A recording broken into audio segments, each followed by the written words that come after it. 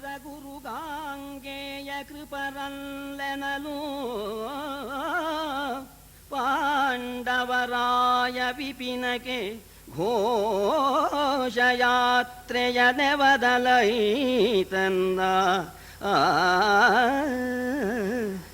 ರಾಯ ಕುರುಪದಿ ವಿದುರ ಗುರುಗಾಂಗೆಯ ಕೃಪರಲ್ಲೆನಲು ಪಾಂಡವರಾಯ ವಿಪಿನಗೆ ಘೋಷಯಾತ್ರೆಯ ನೆವದಲಿ ಐತಂದ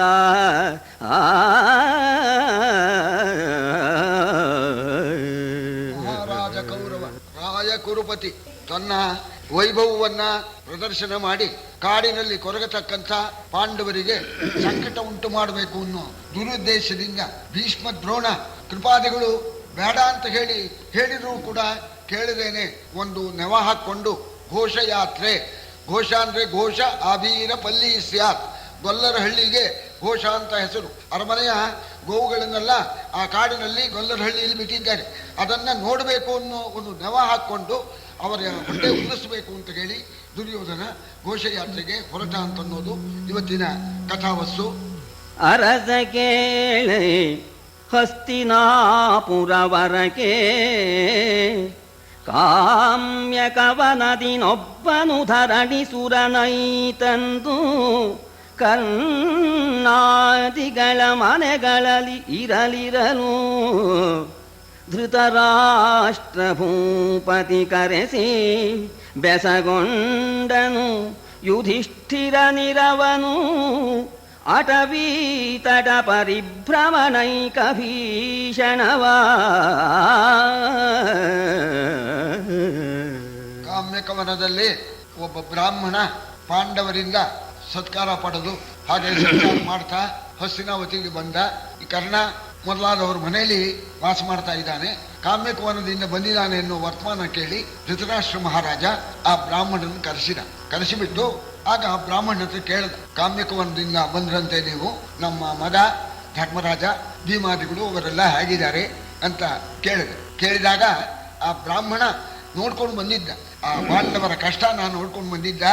ಅವನು ಹೇಳಿದ, ಬೆಟ್ಟ ಹತ್ತೋದು, ಗುಡ್ಡ ಇಳಿಯೋದು, ಕಾಡಿನಲ್ಲಿ ಅಲಿಯೋದು, ಆ ಬಿಸಿಲು ಮಳೆ ಗಾಳಿ ಚಳಿ ಇವುಗಳಿಂದ ಕೃಷಿರಾಗಿದ್ದಾರೆ, ಬಹಳ ಬಳಲಿದ್ದಾರೆ ಅಂತ ಹೇಳಿ ಆ ಬ್ರಾಹ್ಮಣ ಹೇಳೋಣ.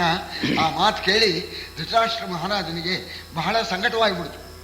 ಈ ವಿಧಿಯೇ ಪಾಂಡವರಿಗೆ ಅಕಟ ಸಾವು ಸೇರದೆ ತನಗೆ, ಅಕಟ ಸಾವು ಸೇರದು ತನಗೆ ತಾಮುನ್ನಾವನೋ ಹಿಯ ನಲಿದೆನೋ ಭವ ಭವ ಸಹಸ್ರದಲ್ಲಿ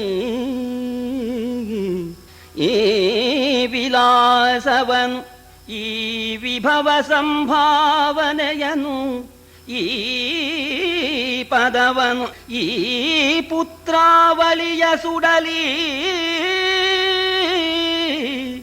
ಈ ಪುತ್ರಾವಳಿಯ ಸುಡಲಿ ಎನ್ನುತ್ತ ಮಿಗೆ ಮರುಗಿದನು ಧೃತರಾಷ್ಟ್ರ. ಗಂಡು ಮಹಾರಾಜ ಧೃತರಾಷ್ಟ್ರ ಅಣ್ಣ ತಮ್ಮಂದ್ರು ರಾಮ ಲಕ್ಷ್ಮಣರಾಗಿ ಇದ್ದವರು. ಆ ಪಾಂಡವನ ಜ್ಞಾಪಕ ಬಂದ್ಬಿಡ್ತು. ಅಯ್ಯೋ, ನನ್ನ ತಮ್ಮ ನಮ್ಮ ಪಾಂಡವನ ಮಕ್ಕಳಿಗೆ ಈ ದುಸ್ಥಿತಿ ಬಂತಲ್ಲ, ನಾನು ಇದ್ದೂ ಕೂಡ ನಾನು ಸತ್ತೋಗಿದ್ರೆ ಪರವಾಗಿರ್ಲಿಲ್ಲ, ನಾನು ಬದುಕಿರೋ ಕಾಲಕ್ಕೆ ನನ್ನ ತಮ್ಮನ ಮಕ್ಕಳಿಗೆ ಇಂಥ ಕಷ್ಟ ಬಂದುಬಿಡುತ್ತೆ, ನನಗೆ ಸಾವು ಕೂಡ ಬರೋದಿಲ್ವಲ್ಲ. ಪಾಂಡು ಮಹಾರಾಜ ನನ್ನ ತಮ್ಮ ಸತ್ತಾಗೆ ನಾನು ಸತ್ತಿದ್ರೆ ತಂಟೆ ಇರಲಿಲ್ಲ. ಅಂಥ ಧರ್ಮಮೂರ್ತಿ ಅಜಾತ ಶತ್ರು ಅವನಿಗೆ ಇಂಥ ಕಷ್ಟವೇ, ಆ ರಾಜಕುಮಾರಿ ಪಾಂಡವರ ರಾಣಿ ಅವಳಿಗೆ ಇಂಥ ಕಷ್ಟವೇ. ಅವರು ಅಷ್ಟು ಕಷ್ಟ ಅನುಭವಿಸ್ತಕ್ಕಂಥ ಕಾಲಕ್ಕೆ ಈ ಅರಮನೆಯಲ್ಲಿ ಇದ್ದುಕೊಂಡು ತಾನೇ ಏನು ಪ್ರಯೋಜನ? ಈ ಅರಮನೆಯ ವಾಸ ದಂಡ ಧಿಕ್ಕಾರ, ಈ ವೈಭವ ರಾಜ ವೈಭವಕ್ಕೆ ಧಿಕ್ಕಾರ ಅಂತ ಹೇಳಿ ಬಹಳವಾಗಿ ಸಂಕಟ ಪಡ್ತಾ ಇದ್ದಾನೆ. ವಾಸ್ತವವಾಗೂ ಆ ಸಹೋದರ ಪ್ರೇಮ ಆಗಿರುತ್ತೆ, ಏನೋ ತಮ್ಮಲ್ಲಿ ಬಿಡಲಾಡಬಹುದು, ಆದರೆ ಅಂತಃಕರಣ ಮಾತ್ರ ಕರುಳಿನ ಸಂಬಂಧ ಬಹಳವಾಗಿ ಪಡ್ತಾ ಇದ್ದಾನೆ. ಅಳಲು ವಿಧೃತ ರಾಷ್ಟ್ರನುರು ಕಳಕಳವ ಕೇಳಿದು ಕರ್ಣ ಶಕುನಿಗಳು ಉಲಿದು ತಂಬುಲ ಸೂಸೆನಕ್ಕರು ಹೊಯ್ದು ಕರತಳವ ಖಳಶಿರೋಮಣಿಗಳು ಮಹೇಶನ ನಿಲಯ ಕೈ ತಂದರು ಖಳಶಿರೋಮಣಿಗಳು ಮಹೀಶನ ನಿಲಯ ಕೈ ತಂದರು ಸುಲೋಚನ ಜಲವ ಸೆರಗಿನೊಳೊರಸಿ ನುಡಿದರು ಖೇದವೇಕೆನುತ. ಧೃತರಾಷ್ಟ್ರ ವಾಸ್ತವವಾಗೂ ದುಃಖ ಪಡ್ತಾ ಇದ್ದಾನೆ. ಅದನ್ನು ಕೇಳಿ ಈ ಕರ್ಣ, ಶಕುನಿ, ದುರ್ಯೋಧನ ಮೊದಲಾದವರು ಕೈ ಚಪ್ಪಾಳೆ ಹೊಡ್ಕೊಂಡು ನಗುತ್ತಾ ಇದ್ದಾರೆ. ಅಲ್ಲ, ನಮ್ಮ ಶತ್ರುಗಳಿಗೆ ಕಷ್ಟ ಆಗಿದೆಯಲ್ಲ ಅಂತ ಇವ ಮರುಗ್ತಾ ಇದ್ದಾನಲ್ಲ ಅಂತ ಚಪ್ಪಾಳೆ ಹೊಡ್ಕೊಂಡು ನಗುತ್ತಾ ಇದ್ದಾರೆ. ಆ ಸಂದರ್ಭದಲ್ಲಿ ಕರ್ಣ ಶಕುನಿಗಳು ದುರ್ಯೋಧನಿಗೆ ಹೇಳಿದರು, ಅವರು ಬಹಳ ಸಂಕಟದಲ್ಲಿದ್ದಾರಂತೆ. ಈ ಸಂದರ್ಭದಲ್ಲಿ ರಾಜವೈಭವವನ್ನ ನಾವು ಅವ್ರ ಮುಂದೆ ಮೆರೆಸಬೇಕು ಅಂತ. ಅದು ಸಾಮಾನ್ಯವಲ್ಲ. ನಪುತ್ರ ಧನಲಾಭೇನ, ಮಗನ ಪ್ರಾಪ್ತಿಯಿಂದಲೂ ಅಷ್ಟು ಸಂತೋಷವಾಗುವಲ್ಲ, ರಾಜ್ಯ ಪ್ರಾಪ್ತಿಯಿಂದಲೂ ಅಷ್ಟು ಸಂತೋಷವಾಗುವಲ್ಲ, ಧನ ಪ್ರಾಪ್ತಿಯಿಂದಲೂ ಅಷ್ಟು ಸಂತೋಷವಾಗುವಲ್ಲ. ನಪುತ್ರ ಧನಲಾಭೇನ ನರಾಜ್ಯೇನಾಪಿ ವಿಂದತಿ ಪ್ರೀತಿಂ ನೃಪತಿ ಶಾರ್ದೂಲ ಯಾಮ್ ಅಮಿತ್ರಾಗ ದರ್ಶನಾತ್. ನಮ್ಮ ಶತ್ರುಗಳು ಆ ದುಃಖ ಪಡೋದನ್ನ ನೋಡಿದಾಗ ಉಂಟಾಗತಕ್ಕಂಥ ಆನಂದ ರಾಜ್ಯ ಪ್ರಾಪ್ತಿಯಿಂದಲೂ ಆಗೋಲ್ಲ. ಅವನು ಹೋಗಿ ಮೆರೆಸ್ಬೇಕಪ್ಪ, ಸಂಕಟ ಪಡ್ಬೇಕು. ಅವರು ನಮ್ಮ ಸ್ಥಿತಿ ನೋಡಿ ಅವರು ಪೂರ್ವ ನೆನೆಸ್ಕೊಂಡು ಅವರೆಲ್ಲ ಕುಗ್ಗಿ ನಾಶವಾಗಿ ಹೋಗ್ಬೇಕು, ಆ ರೀತಿ ಮಾಡಬೇಕು ಅಂತ ಮಾತಾಡ್ಕೊಳ್ತಾ ಇದ್ರು.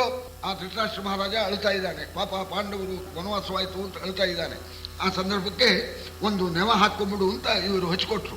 ಘೋಷಯಾತ್ರೆ, ನಮ್ಮ ಗೋವುಗಳನ್ನೆಲ್ಲ ನೋಡ್ಕೊಂಬರ್ತೀನಿ ಅಂತ ನೆವ ಹಾಕಿ ನಿಮ್ಮ ಅಪ್ಪನ ಒಪ್ಪಿಸ್ಬಿಡು, ಅಲ್ಲಿ ಹೋಗಿ ನಿನ್ನ ವೈಭವವನ್ನು ಪ್ರದರ್ಶನ ಮಾಡು ಅಂತ ಹೇಳೋಣ, ಅಪ್ಪನಿಗೆ ಸಮಾಧಾನ ಮಾಡಿ ಅಂತ ದುರ್ಯೋಧನ ಕಳಿಸಿಕೊಟ್ಟ.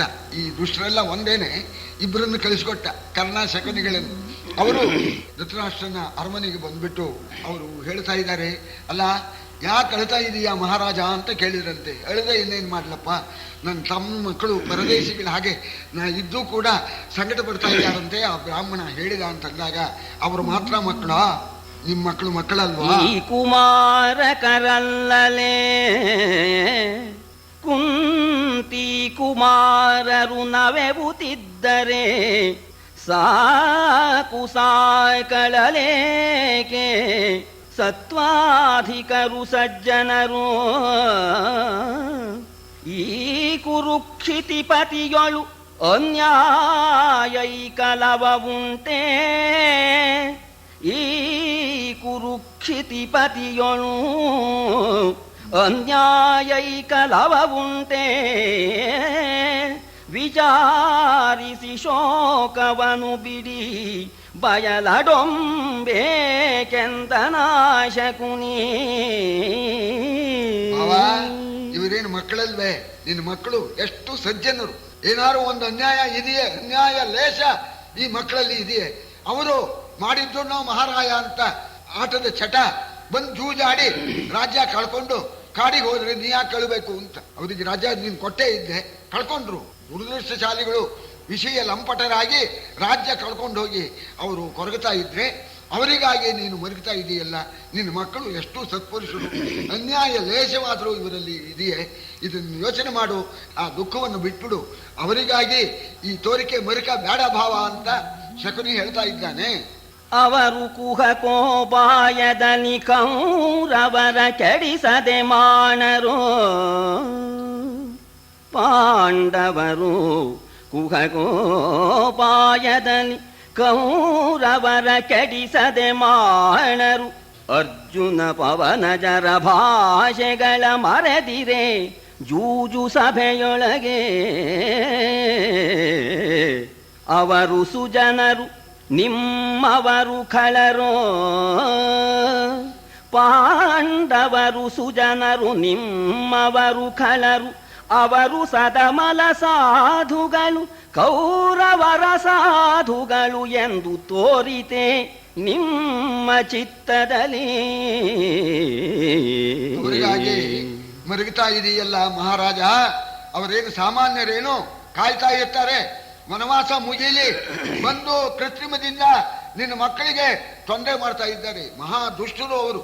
ನಿಮ್ಮ ಮಕ್ಕಳಿದಾರಲ್ಲ, ಸಾಚ ಅಂದ್ರೆ ಸಾಚ. 16ನೇ ಸಾಚ ಸಾಧುಗಳು, ಅವರು ದುಷ್ಟರು, ಕೋಕರು, ವನವಾಸ ಮುಗಿದ ಕೂಡಲೇ ಬಂದು ತೊಂದರೆ ಮಾಡ್ತಾ ಇದ್ದಾರೆ. ನೀನು ಮಾತ್ರ ವಿರುದ್ಧವಾಗಿ ತಿಳ್ಕೊಂಡ್ಬಿಟ್ಟಿದೀಯ. ನಿನ್ನ ಮಕ್ಕಳು ಕೆಟ್ಟೋರು, ಅವರು ಒಳ್ಳೆಯವರು ಅಂತ. ಹಾಗಲ್ಲ. ಇದು ಅಲ್ದೇನೆ ಈಗ ಹೇಳ್ತಾರೆ, ನಾವು ಬಂದಿದ್ದನ್ನ ಅನುಭವಿಸಬೇಕು ಅಂತ. ಈ ಹೊತ್ತು ನಮ್ಮ ಸ್ವತ್ತು ಅಂತ. ಈ ಗತಂ ನಶೋಚಯೇ ಪ್ರಾಜ್ಞ ಭವಿಷ್ಯನ್ ನೈವ ಚಿಂತೆಯೇತು ಅಂತ ಹೇಳಿ, ಇದು ವರ್ತಮಾನೇಶು ಕಾಲೇಶು ವರ್ತಂತೆ ಹಿ ವಿಚಕ್ಷಣಾ. ಸತ್ತ ನಿನ್ನೆಯು ಕತ್ತಲು, ಬರುವ ನಾಳೆಯು ಬತ್ತಲು, ಆವ ಗುರಿ ಆವ ಗೊತ್ತು, ಈ ಹೊತ್ತು ನಮ್ಮ ಸ್ವತ್ತು, ದೇವರ ದೇವ ಮಾವಿನ ಕೆರೆಯ ರಂಗಯ್ಯ ಅಂತ ಭಾವ. ಸುಮ್ಮನೆ ಹಾಗಾಗತ್ತೆ ಹೀಗಾಗತ್ತೆ, ಅವರು ವನವಾಸ ಆಯ್ತು ಅಂತ ದುಃಖ ಪಡಬೇಡ. ನಿನ್ ಮಕ್ಕಳು ಚೆಂದಾಗಿದ್ದಾರೆ, ಈಗ ಒಳ್ಳೆ ಮಜಾವಣೆಯಿಂದ ಇದ್ದಾರೆ. ಅದ್ ನೋಡಿ ಸಂತೋಷ ಪಡು, ಇವತ್ತಿನ ಸಂತೋಷ ಪಡು, ನಾಳೆ ಏನಾರು ಹಾಕೊಳ್ಳಿ. ಅವರ ವನವಾಸದ ದಿನಗಳು ನಮಗೆ ಸುದಿನ, ಪಾಂಡವರ ವನವಾಸದ ದಿನಗಳು ನಮಗೆ ಸುದಿನ. ಸುಖಾನುಭವವು ಅವರವಧಿ ತುಂಬಿದ ಬಳಿಕ ನೋಡ ಸಾಧುಗಳ ಪರಿಯ. ನಿಮಗೆ ದುರ್ಯೋಧನನ ಸಾಮ್ರಾಜ್ಯವ ನಿರೀಕ್ಷಿಸುವರ್ತಿಯಲಿ ಪಾಂಡವರ ಹಂಬಲ ಮರೆಬುದುಚಿತವು ಕರ್ಣ ಹೇಳೆಂದ. ಅವರ ವನವಾಸ ಎಷ್ಟು ದಿವಸ ಇರುತ್ತೋ ಅಷ್ಟು ದಿವಸ ನಮಗೆ ಸುಖವಾದ ಕಾಲ ಅಂತ. ಅವರ ವನವಾಸ ನಮಗೆ ಸುಖಾನುಭವ ಕಾಲ. ನೀನು ಸಾಧುಗಳು ಸಾಧುಗಳು ಅಂತ ಹೇಳ್ತಾ ಇದೆಯಲ್ಲ, ಆ ಪಾಂಡವರು ವನವಾಸ ಮುಗಿದ ಮೇಲೆ ಬಂದು ಮಾಡ್ತಕ್ಕಂಥದ್ದನ್ನ ನೀನೇ ನೋಡ್ತೀಯ. ಆದ್ದರಿಂದ ಈಗ ಆ ವಿಚಾರ ಬೇಕಾಗಿಲ್ಲ. ದುರ್ಯೋಧನ ಚಕ್ರವರ್ತಿ ಆಗಿದ್ದಾನೆ, ರಾಜವೈಭವದಿಂದ ಮೆರೀತಾ ಇದ್ದಾನೆ, ಮಕ್ಕಳು ಸಂತೋಷವಾಗಿರುವಂತಕ್ಕಂಥದ್ದನ್ನ ನೋಡಿ ನೀನು ಕೂಡ ಸಂತೋಷ ಪಡು. ಅವರು ಕಾಡ್ಪಾಲಾದವ್ರನ್ನ ಕಟ್ಕೊಂಡು ನೀನು ಯಾಕೆ ದುಃಖ ಪಡ್ತಾ ಇದೀಯ?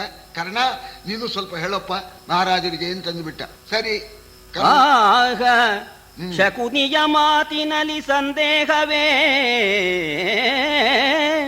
ಪಾಂಡವರು ಬಂಧು ದ್ರೋಹಿಗಳು ತಮ್ಮವಧಿ ತುಂಬಲು ಕೇಡತಗರೆಂಬ ಈಹದನು ತಪ್ಪುವುದೇ. ನೀವತಿ ಮೋಹದಲ್ಲಿ ಬಿಡೆ ಬೀಸಿ ಬಿದ್ದರೆ ಕಾಹುರರು ಕೌರವರ ಕೆಡಿಸುವರು. ಬೀಸಿ ಬಿದ್ದರೆ ಕಾಹುರರು ಕೌರವರ ಕೆಡಿಸುವರು ಎಂದನ ಕರ್ಣ. ಮಾತಿಗೆ ಸಂಶಯವೇನು ಅಂದ ಇವನು. ಶಕುನಿ ಹೇಳಿರ್ತಕ್ಕ ಮಾತು ವಾಸ್ತವವಾದ ಮಾತು, ನಿಸ್ಸಂದೇಹವಾದ ಮಾತು. ನೀನೇನೋ ತಮ್ಮನ ಮಕ್ಕಳು ಅಂತ ಹೇಳಿ ಅವರ ಮೇಲೆ ಮೋಹ ಮಾಡ್ತಾ ಇದ್ದೀಯ. ಆದರೆ ಅವರು ಮೋಹಕ್ಕೆ ತಕ್ಕವರಲ್ಲ, ಮಹಾದ್ರೋಹಿಗಳು. ನೋಡು, ನೀನು ಎಷ್ಟು ಮುದ್ದು ಮಾಡಿ ಅವರ ಮೇಲೆ ಮೋಹ ತೋರಿಸಿದ್ರು ಕೂಡ ಕೊನೆಗೂ ನಿನ್ನ ಮಕ್ಕಳಿಗೆ ಅವರು ಕೇಡನ್ನೇ ಉಂಟು ಮಾಡ್ತಾರೆ. ಅಂಥವ್ರ ಮೇಲೆ ವೃಥಾ ಯಾಕೆ ನೀನು ಮೋಹ ತೋರಿಸಿಬಿಟ್ಟು ಅವರಿಗಾಗಿ ನೀನು ಹೊಳ್ತಾ ಇದೀಯ? ನಿನ್ನ ಮಕ್ಕಳು ಪುಣ್ಯಾತ್ಮರು, ಸಾಧುಗಳು, ಇವ್ರನ್ನ ನೋಡಿ ಸಂತೋಷ ಪಡು ಅಂತ ಹೇಳಿ ಕರ್ಣನೂ ಹೇಳಿಬಿಟ್ಟ. ಮುಗಿದೋಯ್ತು. ಧೃತರಾಷ್ಟ್ರ ಬುಧನಂತೆ ಅಂತ ಹೇಳ್ತಾರೆ. ಬುಧ ಗ್ರಹ ಇದೆಯಲ್ಲ, ಅವನು ಒಂಟಿಯಾಗಿದ್ರೆ ಶುಭಗ್ರಹ. ಅವನು ಶುಭಗ್ರಹದ ಜೊತೆಯಲ್ಲಿ ಇದ್ರು ಶುಭಗ್ರಹ. ಪಾಪಿಗಳ ಜೊತೆಯಲ್ಲಿ ಸೇರಿಬಿಟ್ರೆ ಪಾಪೈ ಬುಧ ಪಾಪಿ ಅಂತ ಹೇಳ್ತಾರೆ. ಸರಿ, ಸೇರಿಬಿಟ್ರು ಇವರು. ಹೇಳೋಣ, ಸರಿ ಕಣ. ಆಗಲೇ ಈ ನಾಣ್ಯ ಇದೆ ನೋಡಿ, ನಾಣ್ಯಕ್ಕೆ ಎರಡು ಮುಖ. ನಾಣ್ಯಕ್ಕೆ ಒಂದ್ ಕಡೆ ಇಸ್ವಿ, ಒಂದ್ ಕಡೆಯಲ್ಲಿ ರಾಜನ ಚಿಹ್ನೆ ಇರುತ್ತಲ್ಲ, ಹಾಗೇನೆ ಇವನ ಮನಸ್ಸಿಗೂ ಎರಡು ಮುಖ. ಈ ಪಾಪ ಒಬ್ಬನೇ ಇದ್ದಾಗ, ಅಯ್ಯೋ ನನ್ನ ತಮ್ಮನ ಮಕ್ಕಳು, ನನ್ನ ತಮ್ಮ ನನ್ನ ಮೇಲೆ ಬಹಳ ಗೌರವ ಇಟ್ಕೊಂಡಿದ್ದ, ಅವನ ಮಕ್ಕಳು ಕಾಡ್ಪಾಲಾಗಿದಾರಲ್ಲ ಅಂತ ದುಃಖ ಪಡೋನು. ಇವರೇನಾದ್ರು ಸೇರ್ಕೊಂಡ್ ಕೊಳ್ಳೇನೆ ತಿರುಗಿ ಬಿಡುತ್ತದು. ಈ ಇಸ್ವಿ ಮತ್ತು ಗೊಂಬೆ ಹೋಗ್ಬಿಟ್ಟು ಇಸ್ವಿ ಬರ್ಬೇಕಲ್ಲ, ಬಂದ್ಬಿಡ್ತು, ತಿರುಗಿ ಬಿಡ್ತು ಅಂತ. ತಳಿತುದು ತರಳ ಮನ ತಳಮಗುಚಿದಂತಾಯಿತು. ಸೊಗಸು ತಳಿತುದು ತರಳ ಮನ ತಳಮಗುಚಿದಂತಾಯಿತು.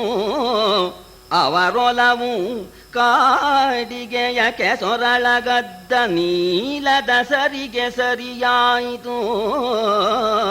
ಮುಗುಳು ಗಂಗಳ ಬಾಷ್ಪ ಬಿಂದುವನು ಉಗುರು ಕೊನೆಯಲಿ ಮಿಡಿದು ಕರ್ಣನ ಹೊಗಳಿದನು ಬಳಿಕೇನು ಸಿಂಗಿಯಲುಂಟೆ ಸವಿಯಂದ.